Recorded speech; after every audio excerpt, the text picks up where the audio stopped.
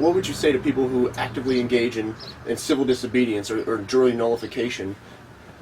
In a lot of ways, I'm chicken. I probably choose to run for Congress before I choose to take on the IRS. Yeah. So, but that's my personal choice. But people, when they come and tell me, I hate court cases. Yeah. People want to join in and fight this, and I mean, look at these poor guys that have fought the IRS. They're 100% right, and 100% of the time they go to jail. Right. I'm not going to do anybody any good if I'm in jail. Yeah. I see the revolution being philosophic, and ideas are by far the most important thing. Definitely. Yeah, ideas have consequences, and we're trying to get out there and change minds one at a time, just like I think you are as well. Tell the harms from like the federal government and coercion and all this stuff, using force, and you emphasize individual responsibility and freedom. So, and I know you stand for the Constitution, but what do you say to people who advocate for self-government rather than a return to the Constitution? Just like, great, I'm fine, I think that's really what my goal is. Isn't it interesting that if you have a government,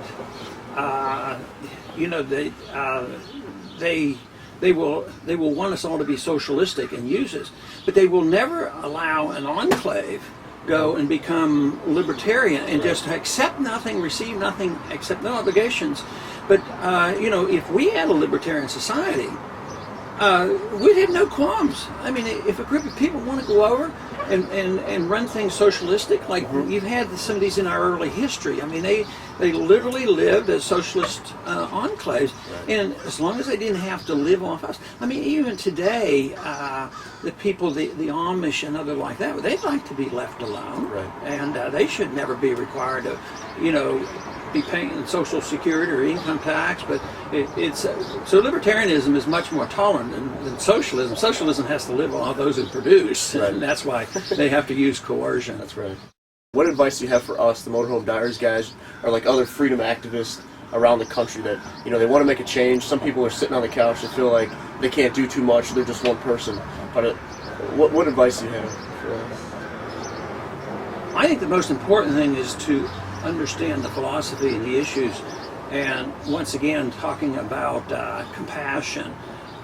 If we come out lacking compassion, you'll not win any hearts and minds. But I claim and believe sincerely that if you truly care about your fellow man, not only about yourself and your family, about everybody else, you will fight for freedom. Because history shows that the freer the society, the wealthier the society, and the better it's distributed.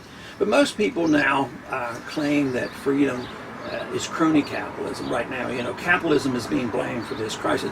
So understanding economics and being able to take that and explain it in a few sentences. Most people just laughed at the idea that during the presidential race I talked about the Federal Reserve and monetary policy.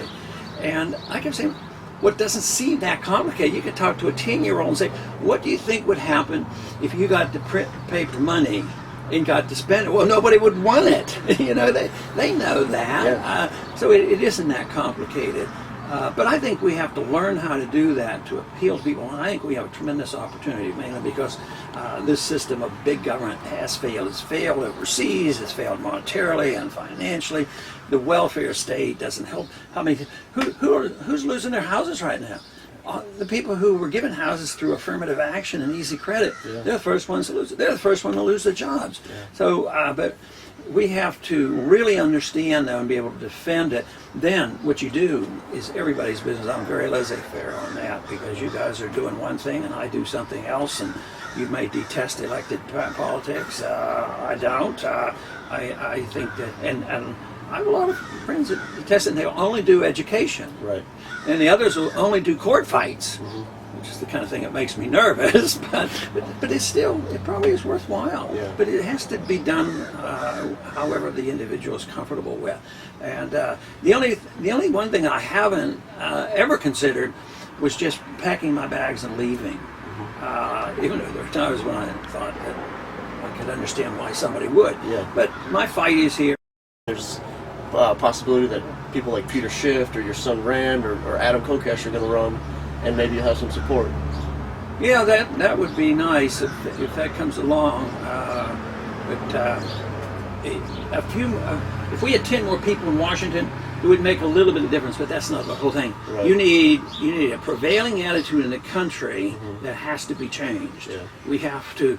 When they ask me on television, who is responsible for this mess, and they want me to say George Bush or Obama's responsible, I say, no, Keynes. It's stupid economic ideas. Yeah, yeah. Well, Dr. Paul, I thank you for your time and so much, and keep fighting the good fight, and we hope we can advance the freedom movement Oh, great. in some capacity. As Great you've to be done. with you.